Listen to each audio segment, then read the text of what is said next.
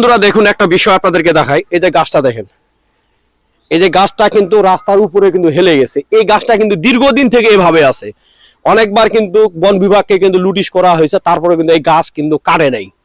তো এই ধরনের গাছ কিন্তু এই রাস্তায় অসংখ্য গাছ আছে। দেখেন ওই পাশে আরেকটা গাছ দেখেন হেলে আছে, দেখেন দেখো তো, ওই যে দেখেন রাস্তার উপরে একটা যদি বড় গাড়ি যদি যায় সেই ক্ষেত্রে কিন্তু এই রাস্তা দিয়ে কিন্তু একটা বড় গাড়ি কিন্তু ঠিকভাবে কিন্তু যাইতে পারবে না। দেখেন এই গাছটা কিন্তু রাস্তার উপর হেলে আছে। এই ধরনের অসংখ্য গাছ, ওই যে দেখেন ওই গাছ, সব গাছগুলো কিন্তু রাস্তার উপর, রাস্তা দিকে কিন্তু হেলে গেছে। তো এই গাছগুলো কিন্তু খুব দ্রুত কিন্তু কেটে নেওয়ার দরকার। কিন্তু যে গাছগুলো চলাচল, পথচারীদের চলাচলের সমস্যা করতেছে, এই গাছগুলো কিন্তু কেটে নেওয়ার দরকার।